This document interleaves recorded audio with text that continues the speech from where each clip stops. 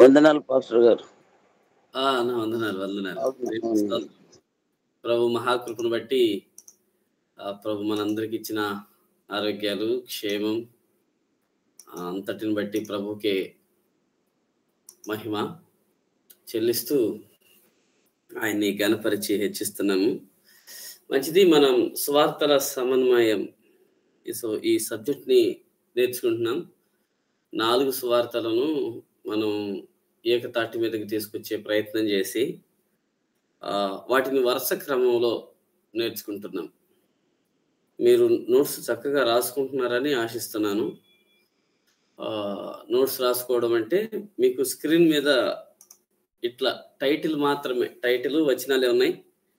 కానీ నేను దాని దగ్గర మనం తెలుసుకోవడానికి, నేర్చుకోవడానికి ప్రభువు మా విశ్వాస జీవితంలో నేర్పించిన విషయాలను కూడా యాడ్ చేస్తున్నాము. కనుక మీరు వాటిని ఈ పాయింట్ల కింద ఆ వివరణ కూడా కొంతలా రాసుకుంటే తర్వాత కాలం ఏదో కాలంలో మీకు ఖచ్చితంగా ఉపయోగపడుతుంది, దీవెనకరంగా ఉంటుంది. కనుక మీరు ఆ పని చేస్తున్నారని ఆశిస్తున్నాను, ఆశపడతా ఉన్నాను. మిమ్మల్ని బట్టి ప్రభువుకి స్తుతులు చెల్లిస్తున్నాం. సో గత వారపు క్లాసులో మనం ఇక్కడ దాకా విన్నామా? 51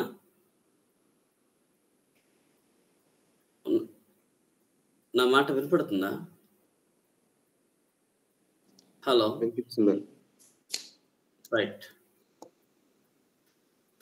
సో మనం ఈరోజు ఇక్కడ నుండి స్టార్ట్ చేస్తాం.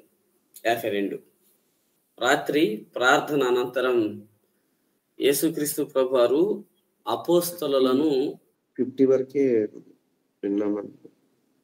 50 వరకే విన్నామా? Okay, right. సో 51 అనేకులను యేసుక్రీస్తు ప్రభువారు స్వస్థపరచడం. యేసుక్రీస్తు ప్రభువారి జీవిత చరిత్రలో ఆయన భూమి మీద మానవునిగా సంచరిస్తున్నప్పుడు అనేక మందిని స్వస్థపరిచినట్లుగా దేవుని వాక్యంలో మనం చూస్తాం. మత్తయి సువార్త 12:15 నుండి 21 వచనాలు కానివ్వండి. ఈ వచనాల్లో ఆయా స్థలాల్లో ఉన్న వారిని, రోగులను, చాంద్ర రోగులను, భయంకరమైనటువంటి దురాత్మ చేత పీడించబడుతున్న వారిని యేసు ప్రభు వారి దగ్గరికి తీసుకుని వచ్చారు. లెక్కలేనంత మంది యేసుక్రీస్తు ప్రభు వారి చేత స్వస్థత పొందారు. అయితే బైబిల్లో మనకి చాలా కొద్ది మంది విషయాలే రాయబడ్డాయి, టూకీగా. యోహాను అందుకే ఆయన చేత చేయబడినటువంటి కార్యాలు చాలా ఉన్నాయి. అయితే అన్నీ రాయడం లేదు. ఒకవేళ అన్నీ రాస్తే అలా రాయబడిన సంగతులను మనం చదవడానికి ఈ భూలోక పుస్తకాలు సరిపోవు అని యోహాను సువార్త 21వ అధ్యాయం చివరి వచనాల్లో చెప్తూ వచ్చాడు. ఆయన అనేకులను స్వస్థపరిచినట్లుగా దేవుని వాక్యంలో చూస్తాం. గ్రామాలే ప్రజలు అసలు తీరిక లేకుండా పోయింది. అందుకే బైబిల్ గ్రంథంలో ఒక మాట ఉంది, ఆయన భోజనము చేయుటకైనను వారికి సమయం దొరకలేదు. అంతగా ఆయన ప్రజలను స్వస్థపరిచాడు. అయితే ఇక్కడ ఒక విషయాన్ని గుర్తుపెట్టాలి. ఆ విషయం ఏమిటంటే, యేసు ప్రభువారు శారీరక స్వస్థత కంటే ఆత్మీయ స్వస్థతకు అత్యంత ప్రాధాన్యతనిచ్చాడు. శారీరక స్వస్థత కంటే ఆత్మీయ లేకపోతే ఆత్మ స్వస్థతకు చాలా ప్రాధాన్యత ఇచ్చాడు. మనం పోయిన తరగతిలో విన్నాం. మార్కు సువార్త 2వ అధ్యాయం 1వ వచనం నుంచి 12వ వచనం వరకు కొందరు పక్షవాయుపు రోగిని యేసు ప్రభు దగ్గరికి తీసుకొని వచ్చారు. పక్షవాయుపు రోగి పాపం వాళ్ళెవరో బంధువులు అయి ఉంటారు. 4 మనుషులు భలే ప్రయాసపడ్డారు ఆ మనిషిని యేసు ప్రభు వారి దగ్గరికి తీసుకుని రావడం కోసం. అయితే యేసు ప్రభు వారు ముందు పక్షవాత రోగాన్ని బాగు చేయలేదు, పాపాలు క్షమించాడు. సో ఫస్ట్ ఆత్మీయ స్వస్థత, ఆత్మ స్వస్థత ఇచ్చాడు, తర్వాతే శారీరక స్వస్థతను అనుగ్రహించాడు. సో ఈ రోజుల్లో ఆత్మ స్వస్థతను గురించి ఆలోచించేవారు లేకపోవడం బహు విచారకరం. ఎంతకాడికి శారీరక స్వస్థత దాని మీద ఫోకస్ ఎక్కువ ఉంది. మీటింగ్స్ వాటికే జరుగుతున్నాయి. కనుక ఆ శారీరక స్వస్థత ఎప్పుడూ చాలా చిన్న విషయం. ఎందుకు అనంటే, ఒక అనారోగ్యం తగ్గిపోతే బాడీకి ఇంకొక అనారోగ్యం వస్తది. ఇంకోటి ఛాన్స్ ఉంది. కానీ ఆత్మ స్వస్థత, పాపం నుంచి విడుదల పొందితే ఇక అది ఎన్నటన్నిటికి అట్లా ఉండిపోతుందంతే. ప్రభువారు చెప్పారు. ఆయన అన్నమాట, నా చేతుల నుండి ఎవరు మిమ్మల్ని దొంగిలించలేరు అని. కనుక స్వస్థత అనే విషయంకి వచ్చేసరికి ఫస్ట్ ఆత్మ లేకపోతే ఆత్మీయ ఆత్మ సంబంధమైన విషయాలలో మనం బాగుపరచబడటం చాలా క్షేమం, దీవెన అని గుర్తుపెట్టుకోవాలి. 52 రాత్రి ప్రార్థన అనంతరం యేసు ప్రభువారు అపోస్తలులను ఎంపిక చేసుకున్నారు. అంటే మార్క్స్ వార్త 3వ అధ్యాయం 13, 19, లూకాసు వార్త 6వ అధ్యాయం 12 నుండి 16 వచనాలు. ఈ వచనాల్లో యేసు ప్రభువారు అపోస్తలులను ఎన్నుకున్నట్లుగా చూస్తాం. అంటే అపోస్తలుల ఎంపిక యేసు ప్రభువారి పరిచర్య ఆరంభంలో జరగలేదు. చూడండి, మనం ఎన్ని పాయింట్స్ వచ్చామో చూడండి. వెంటనే అంటే పరిచర్య ఆరంభించారు, బాప్తిసం తీసుకున్నారు, వెంటనే నువ్వు అనలేదు. మనకి కరుణామయుడి సినిమాలో చూపించినట్లుగా కొంచెం టైం తీసుకున్నాడు ఆయన. అప్పుడు అపోస్తలుని ఆయన ఎంపిక చేసినట్లుగా మనం చూస్తాం. ప్రభునందు ప్రియులారా, యేసుక్రీస్తు ప్రభువారిని బహు జన సమూహములు వెంబడించినట్లుగా బైబిల్లో చూస్తాం. బహు జన సమూహములు, ఈ పదం చాలా పర్టికులర్ గా ఉంటుంది. అంటే ఎంతమంది తెలియదు, బహు జన సమూహాలు, వేలల్లో. అయితే ఆ వేలల్లో ప్రత్యేకంగా ఒక 70 మంది ముందుకొచ్చారు. 70 మంది. అందుకని ఇద్దరిద్దరిని చేసి ఇద్దరిద్దరిని ఒక టీమ్గా చేసి బయటికి పంపించినట్లుగా మనము చూస్తాం. బయటికి పంపించినట్లుగా. అయితే ఆ 70 మందిలో కూడా 12 మందిని యేసు ప్రభువారు బయటికి తీసి వాళ్ళకి అపోస్తలుడు అని పేరు పెట్టారు. అపోస్తలుని ఎన్నుకునే ముందుగా ఆయన రాత్రంతా ప్రార్థన చేసినట్లుగా మనం చూస్తాం. చూడండి, 6వ అధ్యాయం 12వ వచనం చూడండి. లూకాసు వార్త 6:12.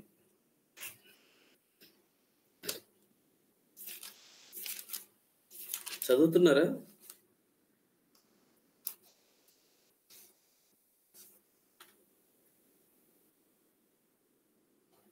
హలో, నా వాయిస్ వినపడు? ఓకే. లూకాసు వార్త 6వ అధ్యాయం 12వ వచనం. ఆ దినములయందు ఆయన ప్రార్థన చేయుటకు కొండకు వెళ్ళి ఆయన ప్రార్థించుట యందు రాత్రి గడిపెను. రైట్, గమనించాలి ఈ మాట. మార్క్స్ వార్త 3వ అధ్యాయం 13వ వచనంలో మనకి ఈ మాట లేదు.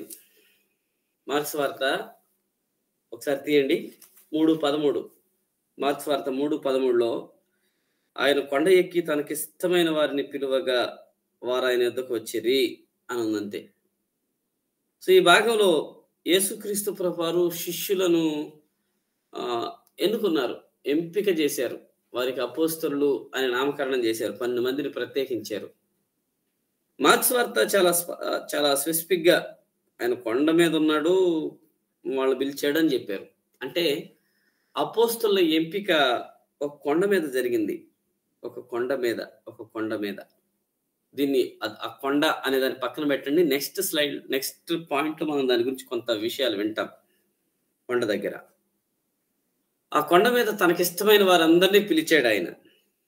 12 మందిని పిలిచి వారికి అపోస్తలులు అనే పేరు పెట్టారు.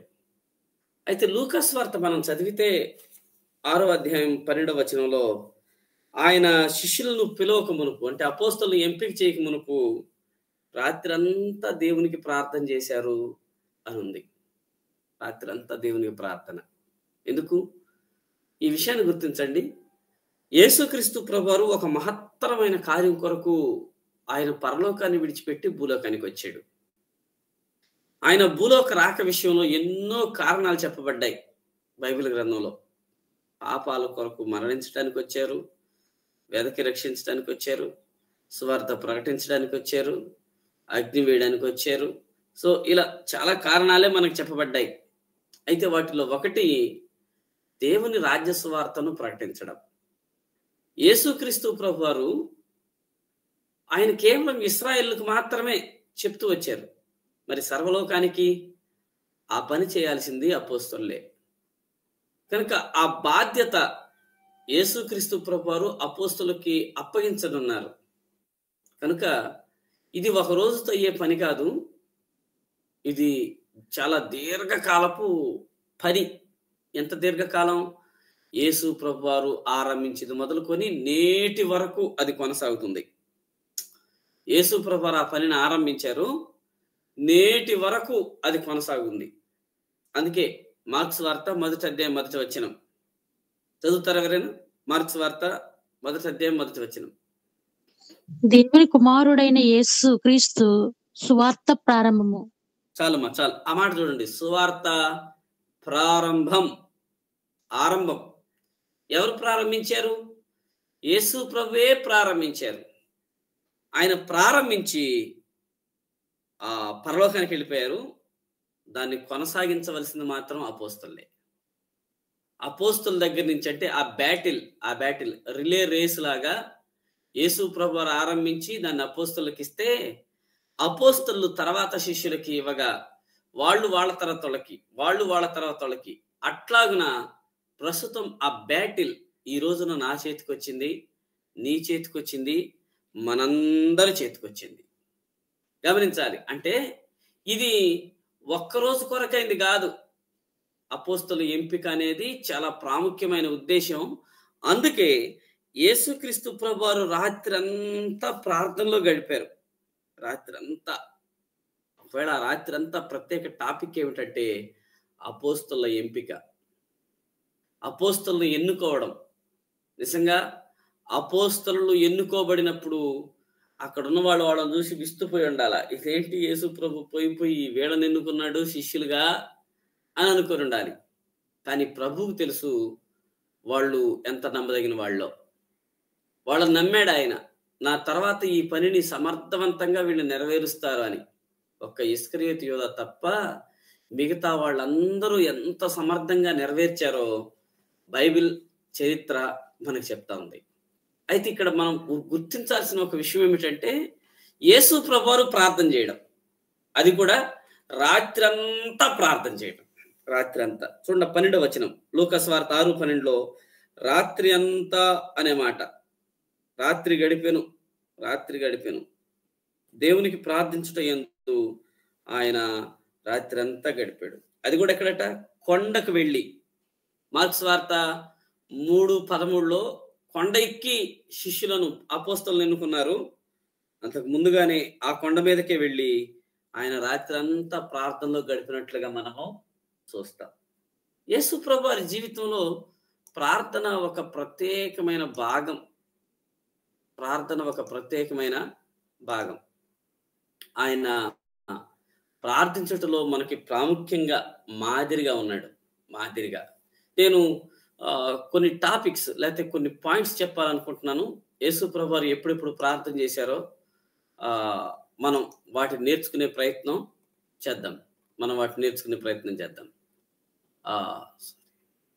చూడండి, యేసు ప్రభువారే మనకి మాదిరిగా ఉన్నారు. ఆయన బాప్తిస్మం పొందిన తర్వాత పరిచర్య ఆరంభించడానికి ముందు ప్రార్థన చేసినట్లుగా గమనించవచ్చు. బాప్తిస్మం పొందిన తర్వాత పరిచర్య ఆరంభానికి ముందు లూకా సువార్త 3:21లో అది ఉంటుంది. ఆయన పరిచర్య ఆరంభానికి ముందు ప్రార్థన చేశారు. రెండవది, అపోస్తలుని ఎన్నుకోవటానికి ముందుగా ప్రార్థన చేశారు. ప్రజలను స్వస్థపరిచిన తర్వాత కూడా ఆయన ప్రార్థన చేశారు. నీటి మీద నడవడానికి ముందు, అంటే అద్భుతాలు చేయటానికి ముందుగా ఆయన ప్రార్థన చేసినట్లుగా మనము చూడొచ్చు.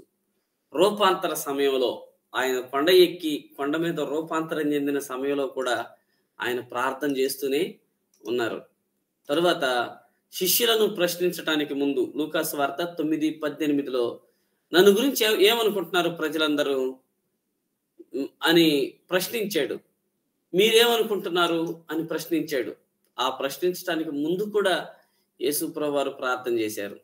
లాజరును బ్రతికించడానికి ముందు యోహాను సువార్త 11:41లో లాజరును బ్రతికించబోతున్నారు. బ్రతికించే ముందుగా కూడా ఆయన ప్రార్థన చేశారు. ఇంకా సిలువకు వెళ్ళడానికి ముందు కూడా ఆయన ప్రార్థన చేశారు. ఇక సిలువకు వెళ్ళాలి. గెత్సేమనెలో ఆయన ప్రార్థన చేస్తూ బహువేదనతో ప్రార్థన చేస్తారు. లూకా సువార్త 22:41లో సిలువ మీద ఉన్నప్పుడు ప్రార్థన చేశారు. లూకా సువార్త 23:34లో సిలువ మీద ఉండగా తండ్రి వీరేమి చేస్తున్నారు వీరెరుగరు, వీరిని క్షమించు అని ప్రార్థన చేశారు.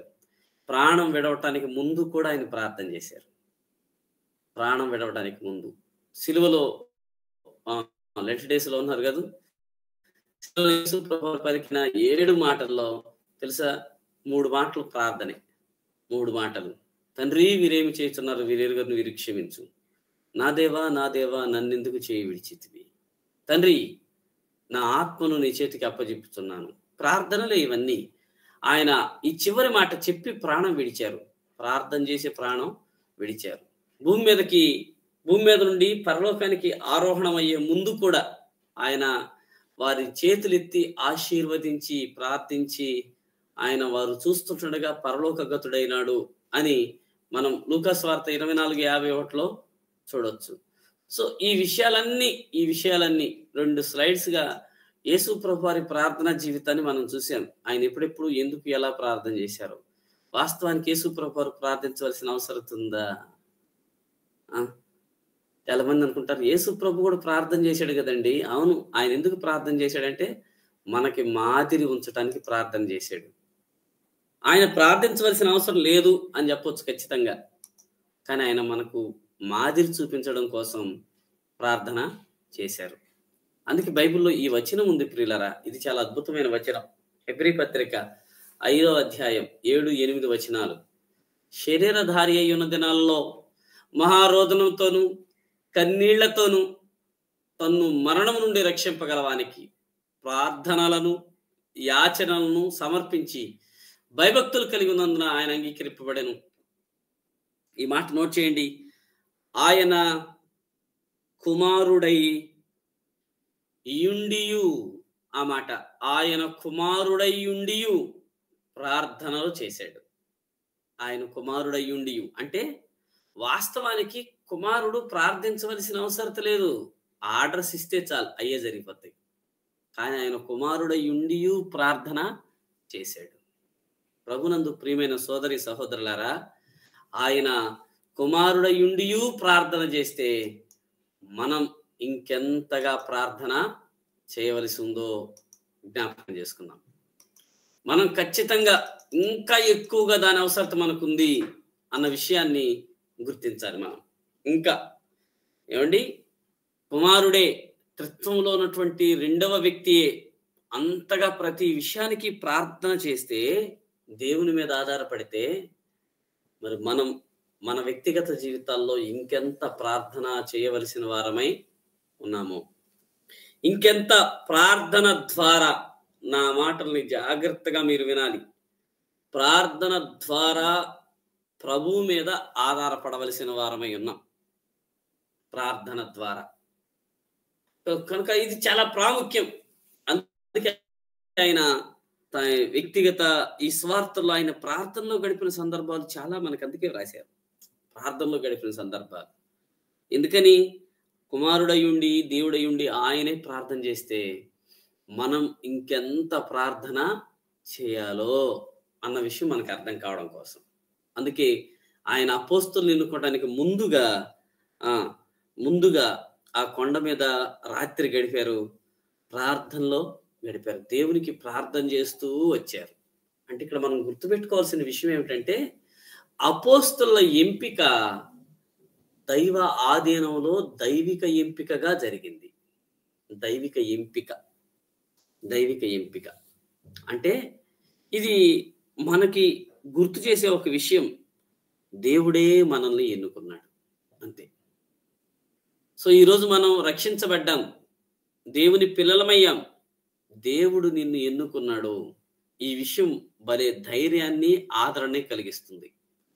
ప్రభు చేత నువ్వు ఎన్నుకోబడ్డావు. దేవుడు నిన్ను తన బిడ్డగా ఉండడానికి ఎన్నుకున్నాడు. రోమపత్రిక 8వ అధ్యాయం మనకు అదే చెప్తుంది. ముందుగా ఎవరు నిర్ణయించాడో వారిని పిలిచాడు, పిలిచిన వారిని ఆయన ఎన్నుకున్నాడు, మనం ఎన్నుకోబడిన వారిమి, నిర్ణయించబడిన వారిమి అని చూస్తారా. ఆ వచనాన్ని నేను మీ కొరకు పరిచయం చేయాలనుకుంటున్నాను. తీయండి, రోమపత్రిక. అపోస్తలుడైన పౌలు రోములో ఉన్న సంఘానికి వ్రాసినటువంటి పత్రిక 8వ అధ్యాయం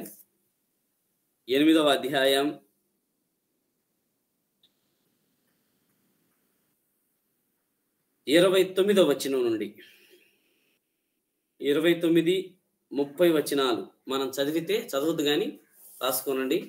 రోమపత్రిక 8వ అధ్యాయం 29-30 వచనాల్లో మనకి బాగా అర్థమయ్యే విషయం, ఆయన మనల్ని నిర్ణయించటం, ఎన్నుకోవడం, పిలవడం, ప్రత్యేకపరచడం, నీతిమంతులుగా తీర్చడం. సో ప్రభు చేత మనం ఈ భాగ్యాన్ని పొందుకున్నాం. ప్రభు మనకి ఉచితంగా శ్రేష్ఠ ఈవిగా ఈ గొప్ప ఆధిక్యతతో కూడిన బాధ్యతనిచ్చినాడు. కనుక ప్రభు చేత మనం ఎంపిక చేయబడ్డాం ఆయన కుమారులుగా ఉండడానికి, కుమార్తెలుగా ఉండడానికి. ప్రభు మనల్ని ఎన్నుకున్నాడు. ఇది మహద్భాగ్యంగా ఎంచి మనం సంతోషిస్తూ ప్రభువుని స్తుతిస్తూ మనకి ఇవ్వబడినటువంటి బాధ్యతలను మనం నిర్వర్తించవలసిన వారమై ఉన్నాము అన్న సత్యాన్ని గుర్తిద్దాం. కనుక అపోస్తుల్ని ప్రభు ఎన్నుకున్నాడు 12 మందిని. 12 మంది వారి పేర్లు ఈ భాగంలో ఉన్నాయి. మార్క్స్ వార్త 3:10-19లోను, 6వ అధ్యాయం లూకాస్ వార్త 12వ వచనం నుండి 16వ వచనం. ఈ వచనాల్లో అపోస్తుల పేర్లు పట్టిక ఇవ్వడం మనం చూస్తాం. ఇక్కడ మాత్రమే కాదు, వాళ్ళ పేర్లు మనకి మత్తయి సువార్త 10వ అధ్యాయం 1వ వచనాల్లోను, ఆ అపోస్తుల కార్యాలు 1వ అధ్యాయంలో కూడా ఈ 4 చోట్ల అపోస్తుల పేర్లు ప్రస్తావించడం మనము చూడొచ్చు. తర్వాత 53 కొండ మీద ప్రసంగం. ఇది కపెర్నహూము దగ్గర చేసినటువంటి ప్రసంగం. మత్తయి సువార్త 5వ అధ్యాయం 1 నుండి 7వ అధ్యాయం చివరి వచనం వరకు, లూకాస్ వార్త 6వ అధ్యాయం 20వ వచనం నుండి 49వ వచనం వరకు. ఈ 2 భాగాల్లో కొండ మీద చేసిన ప్రసంగం ఉంది. కొండ మీద చేసిన ప్రసంగాన్ని గురించినటువంటి విషయాలను మనము చూస్తాం. యేసు ప్రభువు వారి జీవితంలో కొన్ని కొండలు ప్రాముఖ్యమైన కొండలు. ఇందాక మనం ఇదే విన్నాం. ఎందుకు కొండలతో సంబంధం ఏంటి? యెరూషలేము, ఇశ్రాయేలు దేశం అంతా కొండలమయం. యెరూషలేము పట్టణం 7 కొండల మీద కట్టబడిన పట్టణం. యెరూషలేము పట్టణం 7 కొండల మీద కట్టబడిన పట్టణం. ఇది చాలా ప్రాముఖ్యమైన పట్టణం. ప్రపంచంలో 7 కొండల మీద కట్టబడిన పట్టణాలు 3 ఉన్నాయి. ప్రపంచంలో 7 కొండల మీద కట్టబడిన పట్టణాలు 3. బైబిల్లో మనకి యెరూషలేము చూస్తాం. యెరూషలేము, అలాగే రోమ్ పట్టణం కూడా కొండల మీద కట్టబడిందే. దాని తర్వాత మనందరికి బాగా తెలుసు తిరుపతి. ఇది కూడా 7 కొండల మీద కట్టబడిన పట్టణం. సో కనుక యేసు ప్రభువు లైఫ్ లో చాలా కొండల ప్రస్తావన ఉంది. అయితే ఇక్కడ ఒక కొండ మీద ఆయన ఒక అద్భుతమైన ప్రసంగం చేశారు. అద్భుతమైన ప్రసంగం. ఈ ప్రసంగం ఎంత అద్భుతం అంటే, మానవ ప్రపంచ చరిత్రలో ఇట్లాంటి ప్రవచనం లేకపోతే ఇట్లాంటి ప్రసంగం ఎవ్వరు చేయలేదు, ఇక ముందు కూడా చేయరు. అలాంటి ప్రసంగం ఇది. ఒక అద్భుతమైన ప్రసంగం. యేసు ప్రభువారి నోటి నుండి బయలు వెడలిన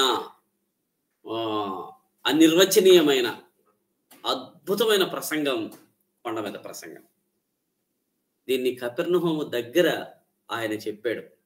కపెర్నహూము దగ్గర ఈ ప్రవచనం లేకపోతే ఈ ప్రసంగం మానవ జీవితాలను ఎంత ప్రభావితం చేసిందంటే అంత ప్రభావితం చేసింది. మీకు తెలుసు ఈ విషయం. మన తాతగారు గాంధీ గారికి ఈ ప్రసంగం అంటే భలే ఇష్టం.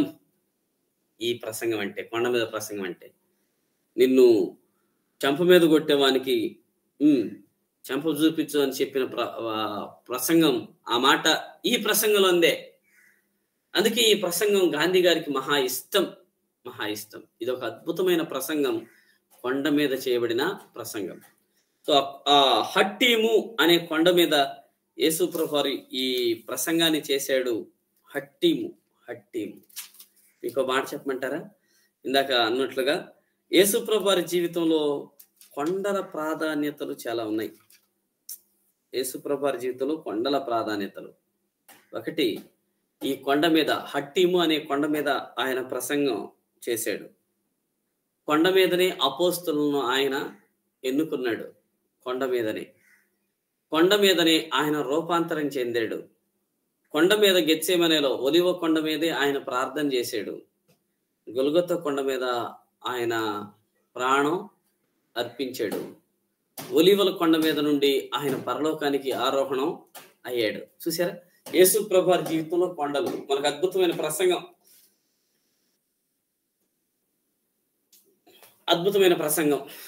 యేసు ప్రభు వారి జీవితంలో కొండలు.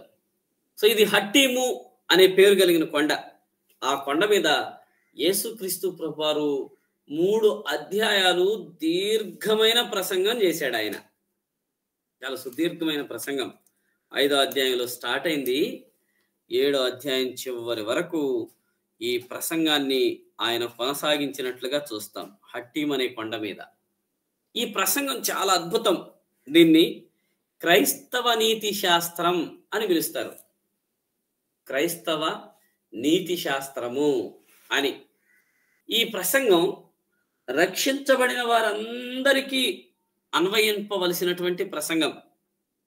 ఇది రక్షణ కొరకైన ప్రసంగం కాదు, రక్షింపబడిన వారికి ఉపయోగకరమైన ప్రసంగం.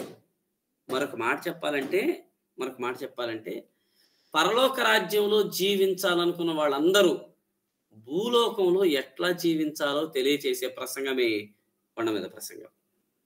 అసలు ఈ కొండ మీద ప్రసంగానికి కీవర్స్ ఒక వచనం ఉంది. 5వ అధ్యాయం 48వ వచనం. 5:48 చదువుతారా వచనాన్ని? Repeat once. మత్తయి సువార్త 5:48. మీ పరలోకపు తండ్రి పరిపూర్ణుడు గనక మీరును పరిపూర్ణులుగా ఉండెదరు. చాలు ఆ మాట. ఇది కొండ మీద ప్రసంగానికి కీవర్స్. మీ పరలోకపు తండ్రి అని అన్నారంటే ఇది రక్షించబడిన వారికి, లేకపోతే అపోస్తలులకు, అక్కడ ఆయన యందు విశ్వాసం ఉంచిన వారికి చెప్తున్న మాట. మీ పరలోకపు తండ్రి అనే మాట వాడారు కాబట్టి. ఆయన పరిపూర్ణుడు కాబట్టి ఆయన బిడ్డలు కూడా ఎట్లా ఉండాలి? ఉండెదరు అనుంది. కానీ గ్రీక్ భాషలో అక్కడ వ్రాయబడిన మాటకు అర్థం ఏమిటంటే మీరు కూడా ఆయనలా ఉండాలి అని అర్థం. మీ పరలోకపు తండ్రి పరిపూర్ణుడు గనక మీరు కూడా ఆయనలా పరిపూర్ణులుగా ఉండాలి అని అర్థం. ఉండాలి, ఆయనలాగా ఉండాలి. ఆయనలా ఉండాలంటే ఎట్లా, ఏం చేయాలి? ఇదిగో ఈ నీతి శాస్త్రాన్ని పాటిస్తే చాలు. అందుకే గాంధీ గారు ఈ మాట అనేవారు, కొండ మీద ప్రసంగాన్ని ఒక వ్యక్తి పాటిస్తే చాలు అని చెప్పాడు. దాన్ని పాటించటంలో విశ్వాసులు ఫెయిల్ అయిపోతున్నారు, క్రైస్తవులు ఫెయిల్ అయిపోతున్నారు. ఒకవేళ గాని ఒక విశ్వాసి, రక్షించబడిన వ్యక్తి కొండ మీద ప్రసంగాన్ని గాని పాటిస్తే ప్రపంచం ఎప్పుడో క్రైస్తవ్యంతో నిండిపోయేది అని అన్నాడు. భారతదేశం ఎప్పుడో క్రైస్తవుల్లో అయిపోయేవాళ్ళు అని చెప్పాడు గాంధీ గారు. ఎందుకంటే ఇది అంత ప్రభావితమైన, ప్రాముఖ్యమైన ప్రసంగం. అందుకే స్టార్టింగ్ లో చెప్పాం, మానవ ప్రపంచ చరిత్రలో ఎవ్వరు ఇట్లాంటి ప్రసంగాన్ని ఇప్పటిదాకా చేయలేరు కూడా. అంత అద్భుతమైన ప్రసంగం. సో ఈ ప్రసంగం ఉద్దేశం ఇదే. దేవుడు పరిపూర్ణుడు, ఆయన బిడ్డలమైన మనం కూడా పరిపూర్ణులుగా ఉండాలి. అందుకే మొదటి అధ్యాయం అంతా కూడా ఆయన ధర్మశాస్త్రాన్ని పునర్నిర్వచించాడు. అంటే 5వ అధ్యాయం అంతా కూడా ధర్మశాస్త్రాన్ని పునర్నిర్వచించాడు. అందుకే చూడండి 5వ అధ్యాయంలో ఈ మాటలు ఎక్కువగా కనబడతాయి. ఈ మాటలు 22వ వచనం, 5వ అధ్యాయం 22వ వచనం. నేను మీతో చెప్పునదేమనగా, మత్తయి సువార్త 5:22, నేను మీతో చెప్పునదేమనగా అనే మాట. దాని పైన ఈ మాట ఉంది, మాట మీరు విన్నారు కదా, పూర్వీకులతో చెప్పబడిన మాట మీరు విన్నారు కదా, నేను మీతో చెప్పునదేమనగా. ఈ మాటలు 21వ వచనం నుండి చాలా తరచుగా వినబడతాయి. 21వ వచనం, 22వ వచనంలో ఆ మాట ఉంది. 27, 28వ వచనంలో కూడా ఆ మాటను చూస్తాము. అలాగే 31, 32వ వచనం, 33, 34వ వచనం, 38, 39వ వచనం, చాలా తరచుగా ధర్మశాస్త్రంలో ఈ మాట మీరు విన్నారు కదా, నేను మీతో చెప్పునదేమనగా అని యేసు ప్రభువారు కొండ మీద ప్రసంగంలో ధర్మశాస్త్రపు ఆజ్ఞలకు ఆయన పునర్నిర్వచనాన్ని ఇచ్చాడు. నరహత్య చేయవద్దని ధర్మశాస్త్రం ఉంది కదా, అయితే నేను మీతో మాట చెప్తున్నాను, అనవసరంగా మీ సహోదరుని మీద మీరు కోప్పడితే మీరు హత్య చేసినట్టే అన్నాడు. వ్యర్థుడా అని అంటే చాలు, నువ్వు నరకానికి లోనవుతావు, మహాసభకు లోనవుతావు. ద్రోహి అంటే చాలు అని వాటికి పునర్నిర్వచనాన్ని చెప్పాడు. వ్యభిచరింపవద్దని చెప్పబడిన మాట మీరు విన్నారు కదా, మోహపు చూపే వ్యభిచారంతో సమానం అన్నాడు. అంటే ధర్మశాస్త్రానికి ఆయన మరొక నిర్వచనం చెప్పాడు. పాత నిబంధనలో ఒక పని చేస్తే పాపం, కానీ కొత్త నిబంధనలో ఆలోచన అంగీకరిస్తేనే పాపం. ధర్మశాస్త్రాన్ని పునర్నిర్వచనం చెప్పాడు ఆయన 5వ అధ్యాయం అంతా. 6వ అధ్యాయంలో ఓ రకంగా చెప్పాలంటే భక్తి ఎట్లా ఉండాలో 6-7 అధ్యాయాల్లో చెప్పాడు. 6-7 అధ్యాయాల్లో మన భక్తి ఎట్లా ఉండాలో, మన జీవితం దేవునితో మన భక్తి జీవితం ఎట్లా ఉండాలో వివరించి చెప్తూ కొన్ని బాధ్యతలను కూడా ఆయన చెప్పాడు. మీరు జాగ్రత్తగా ఉండండి, అబద్ధ ప్రవక్తల గురించి జాగ్రత్తగా ఉండండి, ఇరుకు మార్గంలో ప్రవేశించండి, మీరు జాగ్రత్త పడకపోతే నష్టపోతారు అని కొండ మీద ప్రసంగంలో ఆయన చెప్తూ వచ్చాడు. కొండ మీద ప్రసంగంలో. అందుకే ప్రియులారా, కొండ మీద ప్రసంగాన్ని క్రైస్తవ నీతి శాస్త్రం లేకపోతే క్రైస్తవ రాజ్యాంగం అని పిలిచారు. ఇది చాలా ప్రాముఖ్యమైన ప్రసంగం. మనం దాన్ని చదవాలి, దానిలో ఉన్న విషయాలు తీసుకోవాలి. అవి మన జీవితపు ఆచరణలోకి వచ్చినట్లుగా మనం సాధ్యమైనంతగా ప్రభు సహాయంతో ప్రార్థన చేస్తూ దీన్ని ప్రాక్టీస్ చేయాల్సిందే. కనుక దీన్ని మనం గుర్తించవలసిన వారమై ఉంటున్నాం. సో కొండ మీద ప్రసంగం అద్భుతం. ఆయన ఆ కపెర్నహూము దగ్గర ఈ ప్రసంగాన్ని చేసినట్లుగా దేవుని వాక్యాన్ని బట్టి మనము గుర్తించవచ్చు. తర్వాత 54వ పాయింట్ ఏమిటంటే శతాధిపతి దాసుని కపెర్నహూములో స్వస్థపరచడం. శతాధిపతి దాసుని కపెర్నహూములో ఉండగా ఆ శతాధిపతి అంటే 100 మంది సైనికులకు అధిపతి ఉన్నాడు. ఆయన దాసుని కపెర్నహూములో యేసు ప్రభువారు స్వస్థపరిచాడు. ఈ విషయాలు కూడా మత్తయి సువార్తలోను లూకా సువార్తలోను రాయబడ్డాయి. మత్తయి సువార్త 8వ అధ్యాయం 5వ వచనం నుండి 13వ వచనం వరకు, లూకా సువార్త 7వ అధ్యాయం 1 నుండి 10 వచనాల వరకు. ఈ 2 భాగాలు మనం కలిపి చదవాలి. ఎప్పుడు కూడా సువార్త చదువుతున్నప్పుడు అదే భాగం ఏ సువార్తలో ఉందో మనం తెలుసుకొని ఆ రెండింటిని కలిపి చదివితే మనకి చాలా బాగా అర్థమవుతుంది. చాలా బాగా. మత్తయి సువార్త 8వ అధ్యాయంలో 5వ వచనం చదవండి.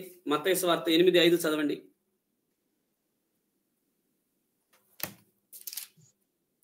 ఆయన కపెర్నహూములో ప్రవేశించినప్పుడు ఒక శతాధిపతి ఆయన యొద్దకు వచ్చి, రైట్ చాలమ్మా. ఈ వచనం మనకేం చెప్తుందంటే శతాధిపతి ఆయన దగ్గరకు వచ్చాడు అని చెప్పబడింది. కానీ మనం గుర్తించాలి, శతాధిపతి యేసు ప్రభు దగ్గరికి రాలేదు.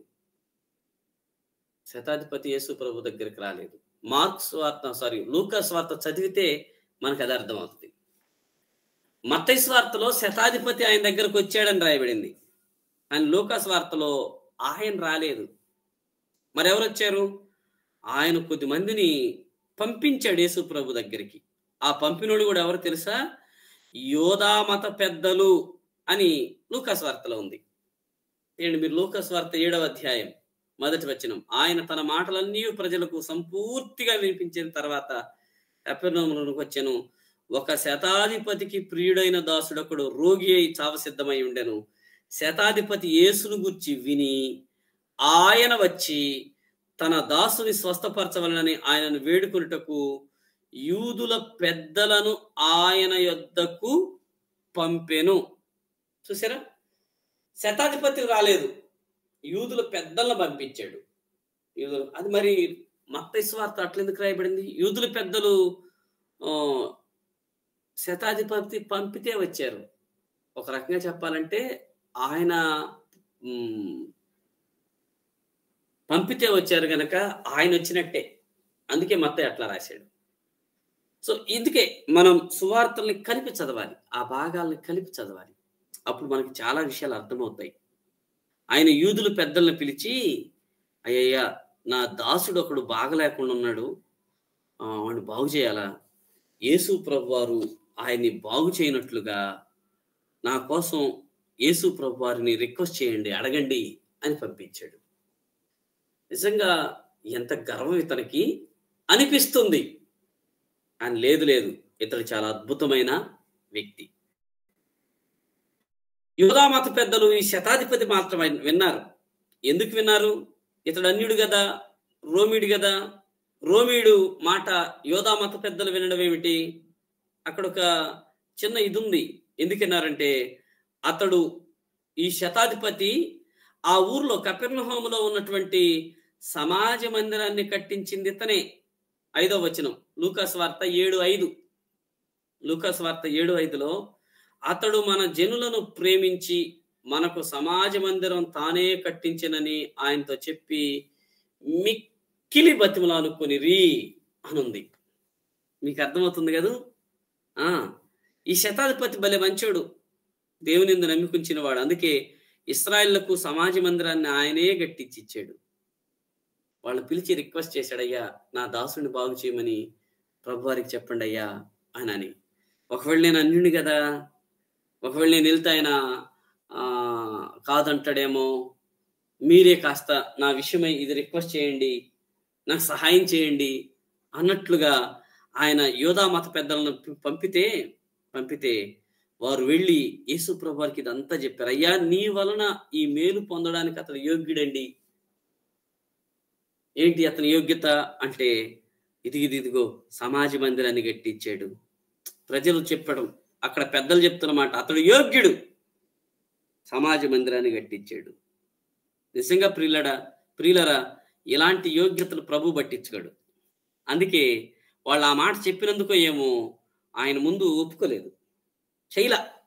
అందుకే 5వ వచనం చివరిలో మిక్కిలి బతిలాడుతున్నారట, ప్రభు ప్లీజ్ అయ్యా నువ్వు చేయకపోతే మా పరువు కూడా పోద్దయ్యా అన్నట్టుగా ఆయన మిక్కి బతిలాడుకున్నారు. ఏమండి, మానవ ఘనతలతో మనం ప్రభు హృదయాన్ని గెలుచుకోలేం. దాన్ని గుర్తుపెట్టుకోండి. మానవ ఘనతలతో, మన పనులతో ప్రభు హృదయాన్ని గెలుచుకోలేం. మరి ఎట్లా గెలుచుకోగలం? విశ్వాసం ద్వారా మాత్రమే ప్రభు హృదయాన్ని గెలుచుకోగలం. విశ్వాసం ద్వారానే. విశ్వాసం లేకుండా దేవునికి ఇష్టుడై ఉండుట అసాధ్యం. విశ్వాసమే మనల్ని దేవునికి ఇష్టమైన వ్యక్తులుగా తీర్చిదిద్దుతుంది. అది చెప్పడానికే సువార్తల్లో శతాధిపతి విషయం రాయబడింది. అతడు గొప్పవాడే అయి ఉండొచ్చు, మంచివాడై ఉండొచ్చు, ఇశ్రాయేలుకి సమాజ మందిరాన్ని కట్టించుండొచ్చు, ఆ ప్రజల దృష్టిలో అతడు యోగ్యుడిగా కనపడవచ్చు. కానీ ప్రభు ఎదుట యోగ్యత విశ్వాసమే. చాలాసార్లు మనం మన క్రియలతో, మన భక్తి క్రియలతో మనం దేవుని దగ్గరికి వస్తే మనం ఓడిపోతాం. భక్తి క్రియలతో దేవుని దగ్గరికి రాకూడదు. మరి ఎలా రావాలి? ప్రభువునందలి విశ్వాసంతో ప్రభు దగ్గరికి రావాలి. అవును, ఈ వ్యక్తి దగ్గర అదే చూస్తాం. యేసు ప్రభు నుండి బతిలాడుకుంటే సరే అని చెప్పి బయలుదేరాడు ఇంటికి వద్దామని. అక్కడి నుంచి మనకు తెలిసిన స్టోరీ. ఆయన ఇంటికి వస్తున్నప్పుడు తన ఇంట్లో ఉన్న పెద్దలకు చెప్పి, ఆయన మా ఇంటికి ఎందుకండి, ఆయన ఇంటి దాకా రానవసరం లేదు, మాట మాత్రం చెప్తే చాలు నా దాసుడు బాగుపడిపోతాడు అన్నాడు. అది యేసు ప్రభు వారికి ఆశ్చర్యం కలిగించింది. యేసు ప్రభు వారు ఆశ్చర్యపోయిన సందర్భాలు చాలా కొంచెం ఉన్నాయి. వాటిల్లో ఇదొక సందర్భం. ఆయన శతాధిపతి విశ్వాసాన్ని చూసి ఆశ్చర్యపడి, ఇశ్రాయేల్లో కూడా ఇట్లాంటి విశ్వాసాన్ని నేను చూడలేదే, నేను ఇంటికి వస్తుంటే ఎవరండి వద్దనేది, ఇంకా రమ్మనేవాళ్ళు కదా, రావాలని కోరుకుంటారు, ఈయనేంటి వద్దంటున్నాడు, ఆయన భావన ఏంటంటే, ఆయన నా ఇంట్లోకి రావడానికి నేను యోగ్యుణ్ణి కాదు. మాట చెప్తే చాలు నా దాసుడు బాగుపడిపోతాడు. ఎంతటి విశ్వాసం, ఎంతటి విశ్వాసం ఇది. అది యేసు ప్రభు వారిని ఆనందపరిచింది, ఆశ్చర్యానికి గురి చేసింది. ఇప్పుడు అతని విశ్వాసాన్ని బట్టి అతడు ప్రభు ప్రేమను చొరగొనగలిగాడు. అంతే. కనుక విశ్వాసపు క్రియలు వేరు, క్రియలు లేని విశ్వాసం వేరు.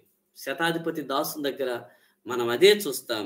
అతని క్రియలను ప్రజలు చూశారు, అతని విశ్వాసాన్ని ప్రభువు చూశాడు. అతని పనులు, అతడు మంచి పనులు ప్రజలు చూశారు అంతే. కానీ మంచి పనులు ప్రజలు చూసేందుకు మనం చేస్తే ఉపయోగం లేదు. మన విశ్వాసాన్ని ప్రభువు చూడాలి. అయితే ఇక్కడ నన్ను ఒక్క మాట అడగనిస్తారా? మరి నీ విశ్వాసాన్ని ప్రభువు చూడగలిగాడా? నీ విశ్వాస జీవితంతో ప్రభు ఎదుట నువ్వు నిలబడగలుగుతున్నావా? ప్రభువుని ఆనందపరిచే, ఆశ్చర్యపరిచే, ప్రజలకు అద్భుతం అనిపించే విశ్వాసం నీ దగ్గర ఉందా? దాన్ని జ్ఞాపకం చేసుకోవాలి మనం. కనుక అట్టి విశ్వాసం మనం కలిగి ఉండవలసిన అవసరత ఎంతైనా ఉంది. ప్రజలు అన్నారు, యోగ్యుడండి అతను, నువ్వు ఈ మేలు చేయడానికి తగిన అర్హత అతని దగ్గర ఉంది. నన్ను ఈ మాట అడగనియండి, ప్రభు చేత మేలు పొందుకునే అర్హత ఏ మనిషికి లేదు కదా. ఎందుకు చేయో అనే అర్హత ఎవరు అనగలరు దేవుని దగ్గర? ఎవ్వరం చెప్పలేం, కానీ ప్రభు చేయగలుగుతాడు. ఇక్కడ నేను మీకు ఒక మాట చెప్పాలి. చాలాసార్లు మనం దేవుని ప్రశ్నిస్తాం కదా, దేవుని ఎన్ని ప్రశ్నలు వేస్తాము. మనం దేవుణ్ణి ప్రశ్నించవచ్చా? అసలు ఆ యోగ్యత, అర్హత మన దగ్గర ఉందా? ప్రభువుని ప్రశ్నించే అర్హత భూమి మీద ఎవ్వరికి లేదు, ఎవ్వరికి లేదు. ఎందుకంటే ఆయన సార్వభౌముడైన దేవుడు. ఏ విషయం అవుగాక, అది అనారోగ్యమో, ఉద్యోగమో, వ్యాపారమో, సేవో, రక్షణో, సంథింగ్ ఎక్స్ అది ఏదైనా కానివ్వండి, దేవుని ప్రశ్నించే యోగ్యత ఎవ్వరికీ లేదు. ఎందుకంటే ఆయన సార్వభౌముడు. ఆయన మనకి కూర్చొని సమాధానాలు చెప్పాల్సిన అవసరం లేదు. ఆయన్ని ప్రశ్నించలేం, ఆయన్ని ప్రశ్నించే యోగ్యత మన ఎవ్వరికి లేదు. యేసు ప్రభు ఒక్కనికే ఉంది. అందుకే శిలువలో ఆయన ఒక ప్రశ్న కూడా వేసాడు తెలుసా? తండ్రి అయిన దేవునితో మాట్లాడుతూ 7 మాటల్లో ఒక ప్రశ్న ఉంది. 4వ మాట, నా దేవా నా దేవా నన్ను ఎలా చెయ్యి విడిచితివి, నన్ను ఎందుకు చెయ్యి విడిచిపెట్టావు, ఎందుకు ఇది చేశావు అని యేసు ప్రభు వారు ప్రశ్నించారు తండ్రిని. ఎందుకంటే ఆయనకు ఒక్కడికి అర్హత ఉంది. ఆయన పరిశుద్ధుడు, గొప్పవాడు. మరి మన జీవితాల్లో ఎందుకు ప్రశ్నిస్తున్నామేమో? ఈ మాటను మనసులో పండియండి. మనం ప్రశ్నించొద్దు. ఎందుకు ఇంకా చేయలేదు ప్రభువా, ఎందుకు ఇంకా ఇదా నా జీవితంలో ఉంది? వద్దు. మనం ఎందుకు అనేటువంటి అర్హులం కాము. ఆయన సార్వభౌమ అధికారంలో సహించాల్సిందే, కనిపెట్టాల్సిందే, వెయిట్ చేయాల్సిందే. ఆయన చిత్తం కొరకు కాచుకొని కూర్చోవలసిందే. ప్రభువా నీ కార్యం కొరకు నేను ఎదురు చూస్తున్నాను అని ఆయనకి చెప్పాల్సిందే. శతాధిపతి చేసింది అదే కదూ. ఆయన నా ఇంటికి వచ్చుటకు నేను యోగ్యుడిని కాను అని అన్నాడు. నేను యోగ్యుడిని కాను. అయ్యో, ఆయన అంత శ్రమ తీసుకోవటం దేనికండి? మాట చెప్తే అయిపోతుంది కదండి. శతాధిపతి కొన్ని అనారోగ్యం ఏ పాటిది ఆయన ముందు, అది ఎంత గొప్పదైనా మాట చెప్తే చాలు. మరి ఇలాంటి విశ్వాసం మనకుందా? ఒక అన్యుడైన శతాధిపతికున్న విశ్వాసం, ఒక రోమన్ సోల్జర్కున్న విశ్వాసం మనం కలిగి ఉన్నామా లేదా? మన విశ్వాసాన్ని పరీక్షించుకోవలసిన వారమై ఉన్నాం. ఈ మాట కూడా చెప్పనీయండి. ప్రతిరోజు మన విశ్వాసాన్ని పరిశీలన చేసుకోవాలి, పరీక్షించుకోవాలి. లారీ మీద రాయబడుతుంది కదా, బ్యాటరీ దగ్గర డైలీ చెక్ మీ అన్నట్లుగా ప్రతిరోజు మన విశ్వాసాన్ని మనం పరీక్షించుకొని పరిశీలన చేసుకుంటూ ఉండాలి. ప్రతిరోజు విశ్వాసాన్ని కాపాడుకోవాలి. ఎందుకని? మన విశ్వాసాన్ని దొంగిలించే దొంగ ఒకడు మన పక్కనే తిరుగుతున్నాడు. వాడు దొంగోడు, మామూలు దొంగోడు కాదు. యేసు ప్రభు చెప్పాడు, వాడు దొంగతనం చేయడానికి వస్తానన్నాడు. వాడు మన విశ్వాసాన్ని దొంగతనం చేసే దొంగ. అందుకే అపోస్తుడైన పౌలు తిమోతికి రాసిన 2వ పత్రిక 4వ అధ్యాయం 7వ వచనంలో నా పరుగు కడముట్టించి తిరిగి నెక్స్ట్ మాట చెప్పండి. విశ్వాసమును కాపాడుకుంటుంది. ఎందుకు ఆ మాట అన్నాడు? ఏమండి, ఎందుకు ఆ మాట అన్నాడు? చివర్లో ఇక చనిపోతున్నాడు, అయిపోయింది. ఇక పౌలు జీవితం కథం, భూమి మీద నేను వెడలిపోయే కాలం వచ్చేసింది, చచ్చిపోబోతున్నా. విశ్వాసాన్ని కాపాడుకున్నా. మరి మనం విశ్వాసం కాపాడుకుంటున్నామా? ప్రకటన గ్రంథంలో నీకు కలిగిన దాన్ని గట్టిగా పట్టుకో, ఎందుకంటే దొంగోడు వస్తున్నాడు, జాగ్రత్త. జేబు దొంగలు ఉన్నారు, జాగ్రత్త. ఏమండి, జేబు దొంగలు జేబును కట్ చేసి పర్సును కొట్టేస్తారేమో. వాడు పర్సును కొట్టేస్తే తప్ప జీవితాన్ని కొట్టేయలేడుగా. డబ్బులు కొట్టేయగలడేమో కానీ భవిష్యత్తును కొట్టేయలేడు లోక దొంగలు. కానీ సైతాను మన విశ్వాసాన్ని దొంగతనం చేస్తే జీవితం అంతా కథం, జీవితం అంతా అయిపోయినట్టే. శతాధిపతి దాసుని స్వస్థతలో అతడి విశ్వాసం హైలైట్ చేయబడింది. ప్రభువుని ఆశ్చర్యపరిచేంత విశ్వాసం ఆయన సొంతం. ఎంత అద్భుతమైన విశ్వాసం కలిగిన వాడో. అందుకే మన విశ్వాసాన్ని రోజు పరిశీలన చేసుకుందాం, గట్టిగా పట్టుకుందాం, భద్రం చేసుకుందాం. మనం కూడా చివరిలో ఈ మాట చెప్పగలగాలి, విశ్వాసాన్ని కాపాడుకున్నానండి. ప్రజల మధ్య, ఆచార వ్యవహారాల మధ్య, ప్రజల అలవాట్ల మధ్య, నామకార్థ వేషధారణ భక్తి జీవితంలో జీవిస్తున్న వారి మధ్య నా విశ్వాసాన్ని నేను కాపాడుకున్నాను అని చెప్పగలిగితే జీవితం ఎంత ధన్యంగా ఉంటుందో ఆలోచన చేద్దాం. 55 నాయీను విధవరాలి కుమారుణ్ణి యేసు ప్రభువు బ్రతికించటం. లూకాసు వార్త 7వ అధ్యాయం 11వ వచనం నుండి ఈ స్టోరీ లూకాసు వార్తలోనే ఉంది. లూకాసు వార్తలోనే నాయీను అనే ఒక ఊరిలో విధవరాలి కుమారుణ్ణి బ్రతికించటం. నాయీను అనే ఊరిలో విధవరాలు కుమారుణ్ణి బ్రతికించటం. నాయీను అనే ఊరది. నాయీను అంటే చాలా అద్భుతమైన ఆహ్లాదకరమైనటువంటి ఊరు నాయీను ఊరు. నాయీను అనగా ఒక రకం చెప్పాలంటే ఆహ్లాదకరమైన ప్రాంతం అని అర్థం. నాయీను అంటే సౌందర్యం, ఆహ్లాదం, ఉత్సాహం, ఉత్తేజం ఇచ్చేటువంటి స్థలం అని అర్థం నాయీను. ఆ ఊర్లో ఒక విధవరాలి కుమారుడు చనిపోతే దాన్ని గురించిన వృత్తాంతం లూకా వ్రాస్తూ వచ్చాడు. చనిపోయిన కుమారుని బ్రతికించాడు, ఎట్లా బ్రతికించాడో దాని గురించి ఈ పారాగ్రాఫ్ అంతట్లో 11 నుండి 17 వచనాల వరకు ఉన్న ఈ 7 వచనాల్లో వ్రాస్తూ వచ్చాడు. ప్రియులారా, సువార్తలన్నీ మనం గమనించినప్పుడు యేసుక్రీస్తు ప్రభు వారు 3 వ్యక్తులను మరణం నుండి బ్రతికించినట్లుగా చెప్పబడింది. యేసు ప్రభు వారు 3 వ్యక్తులను మరణం నుండి బ్రతికించినట్లుగా చెప్తారా? ఎవరెవరు ఉన్నారా?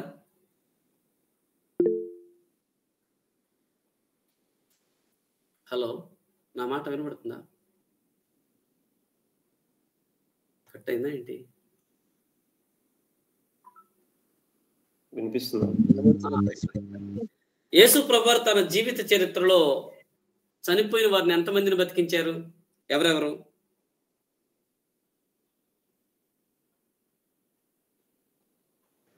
లాజరు. Correct. Number 1 Lazarus. Thank you. స్పందించారా? రైట్. ఇంకా నాయీను కుమారుడు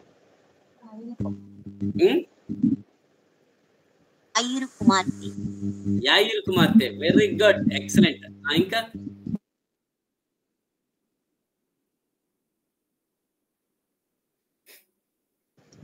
ఎదవరాలు కుమారుని కూడా. విధవరాలను కుమారుడు. నాయీను విధవరాలి కుమారుని బాగు చేశాడు.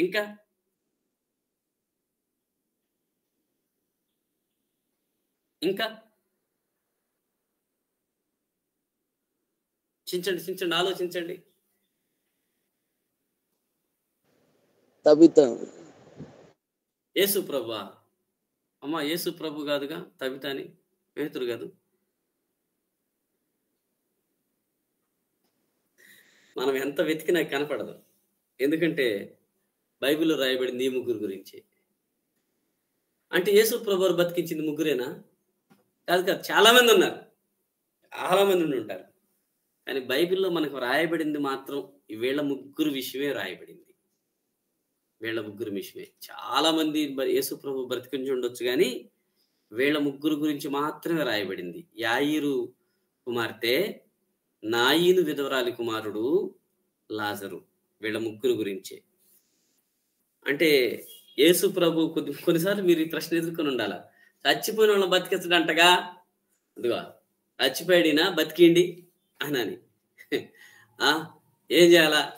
బతికించకపోతేనేమో చెప్పింది అబద్ధం అని అంటాం. మరి ఆయన బతికిస్తాడో లేదో మనకేం తెలుసు?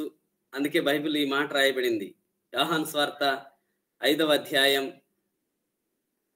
21లో ఆయన తనకిష్టం వచ్చిన వారిని బ్రతికించును అని. ఆయన అంటే ఈ వ్యక్తిని బతికించాలని ఆయన అనుకోవాలి. నువ్వు కోరితే కాదు, పోటీ పెడితే కాదు, పరీక్ష పెడితే అసలు కాదు, ప్రభువే బ్రతికించాలి. అయితే ఇక్కడ ఒక మనం నేర్చుకోదగిన సీక్వెన్స్ ఉంది. నాయీను విధవరాలి కుమారుడు దగ్గర మనం నేర్చుకోదగిన సీక్వెన్స్ ఏంటదంటే, యేసు ప్రభు వారు తన జీవిత చరిత్రలో చాలా మందిని బతికించుండొచ్చు, కానీ ముగ్గురిని బ్రతికించిన వృత్తాంతం సువార్తల్లో గ్రంథస్థం చేయబడింది. యాయీరు కుమార్తె, నాయీను విధవరాలి కుమారుడు లాజరు. సో ఈ ముగ్గురు అంటే యేసు ప్రభు వారు బ్రతికించిన వారిలో ఇద్దరు ఉన్నారు, స్త్రీలు ఉన్నారు, పురుషులు ఉన్నారు. తర్వాత పేదవాళ్ళు ఉన్నారు, ధనికులు ఉన్నారు. నాయీను విధవరాలి కుమారుడు పేదవాడే. యాయీరు కుమార్తె, యాయీరు అనే వ్యక్తి అధికారి, సమాజ మందిరపు అధికారి కాబట్టి పర్లేదు. అతను సామాన్య ప్రజల్ని, పేదవారిని కొంచెం మధ్యతరగతి కంటే అబోవ్ అనివ్వండి, ధనికులు అనివ్వండి, వాళ్ళని బాగు చేశాడు. ఇక్కడ మనం గుర్తించాల్సిన విషయం, యాయీరు కుమార్తెను యేసుక్రీస్తు ప్రభువారు ఇంటిలో బ్రతికించాడు. మీరు ఇది నోట్ చేసుకోవాలి. యాయీరు కుమార్తెను యేసు ప్రభువారు ఇంటిలో బ్రతికించాడు. ఇంటిలో తలుపులేసి మరి. ఎందుకు ఏడుస్తున్నారు? ఈ చిన్నది నిద్రించుతున్నదే గాని చచ్చిపోలేదండి. అందరు నవ్వారు. ఎవరో కొత్తగా వచ్చాడు, పిచ్చోళ్ళగా నడినా. చచ్చిపోయి ఎంతసేపు అయితే మేమందరం చూసి రోధిస్తుంటే, ఏడ్చేవాళ్ళని కూడా పిలుచుకొచ్చుకుంటే ఈయనేంటి నిద్రిస్తుంది అన్నాడు. అందరు నవ్వుకున్నారు. అందరిని బయటికి పంపిండి, తలుపులు వేయండి. యేసు ప్రభువారు తలీతాకుమి అని అన్నాడు. చిన్నదానా లే, చక్కగా లేచి కూర్చుంది బిడ్డ. ఇంటిలో బ్రతికించాడు ఆయన. ఇంటిలో యాయీరు కుమార్తెను బ్రతికించాడు. మరి నాయీను విధవరాలి కుమారుణ్ణి ఎక్కడ బ్రతికించాడు? నాయీను విధవరాలి కుమారుణ్ణి ఎక్కడ బ్రతికించాడు? బైబిల్లో ఈ మాట చాలా పర్టికులర్ గా రాయబడింది. 12వ వచనం లూకాసు వార్త 7:12.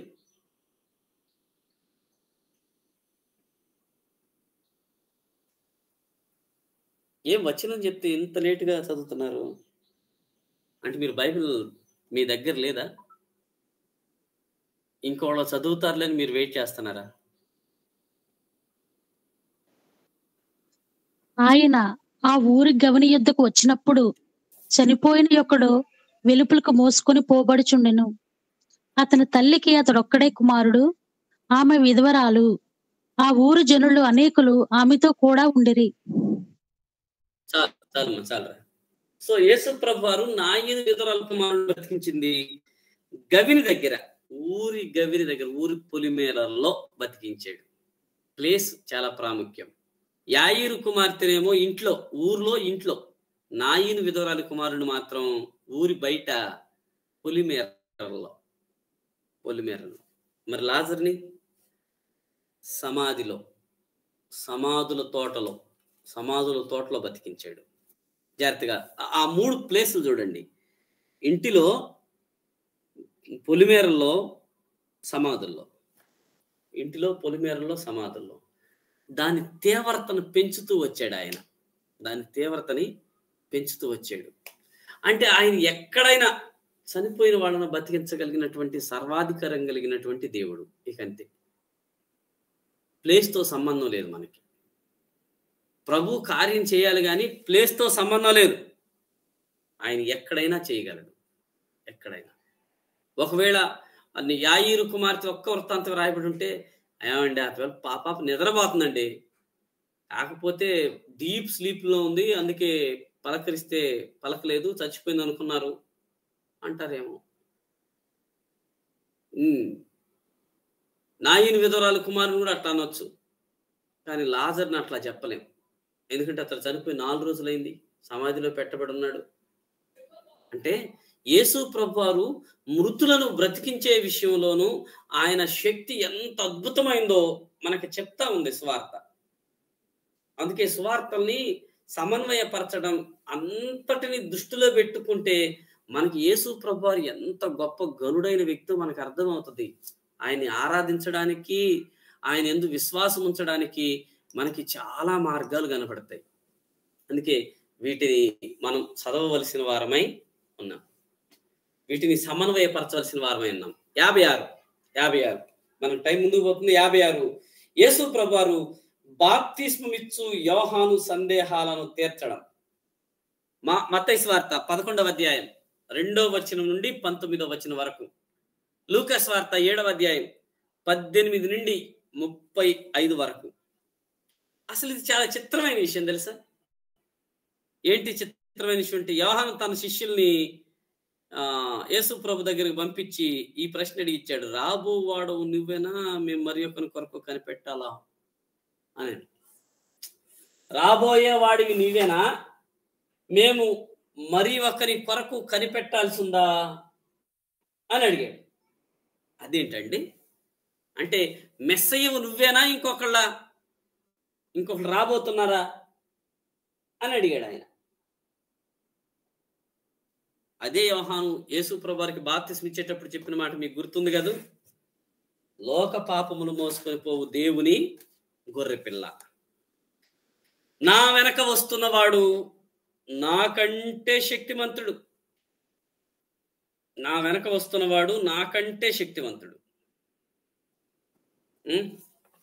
ఇట్లాగూ యేసు ప్రభుని పరిచయం చేసిన ఆయన జైల్లోకి వేశారు. బాప్తిస్మం యోహాను జైల్లో ఉన్నాడు. ఏంటి ఆయన చేసిన తప్పు మనకు తెలుసు, హేరోదును గద్దించటం. హేరోదియ పగబూనింది, జైల్లో పెట్టబడ్డాడు ఆయన. ఇప్పుడు యేసు ప్రభు వారి దగ్గరికి శిష్యులను పంపించి అడుగుతున్నాడు బాప్తిస్మం యోహాను, రాబోవాడు నువ్వేనా, మేము ఇంకోటి కోసం ఎదురు చూడాలా? యేసు ప్రభు వారు స్ట్రాంగ్ గా సమాధానం చెప్పాడు, ఏమయ్యా బాప్తిస్మం యోహాను, నీకీ డౌట్ ఏంటి? పోండి, నేను చేసినవి, మాట్లాడుతున్నవి, మీరు చూసినవి, వినేవి చెప్పండి, పోండి, బాప్తిస్మం యోహాను చెప్పండి, నా విషయమై అభ్యంతర పడని వాడు ధన్యుడు అని చెప్పాడు ఆయన. ప్రభునందు ప్రియులారా, యేసు ప్రభువారు ఇక్కడ బాప్తిస్మం యోహాను యొక్క సందేహాలను తీరుస్తున్నాడు. ఇప్పుడు ఈ భాగం చదివేటప్పుడు అసలు బాప్తిస్మం యోహానుకి డౌట్ రావడం ఏంటి? రాబోవాడు నువ్వేనా, లేకపోతే మేము మరొకరి కొరకు ఎదురు చూడాలా అని ఎందుకు డౌట్ పడ్డాడు? ఆ డౌట్కి 2 కారణాలు ఉన్నాయి. జాగ్రత్తగా ఈ మాట వినండి. బాప్తిస్మం యోహాను అద్భుతమైన ప్రవక్త, ఏలియా వంటి ఆత్మ కలిగిన వాడు, డేర్ అండ్ డాషింగ్, అస్సలు మొహమాట పడడు. ఎదుటి ఎవరుంది ఆయనకు అనవసరం. దేవుని సన్నిధిలో దేవుని ప్రతినిధిగా ఆయన ఇచ్చే సందేశం చాలా సూటిగా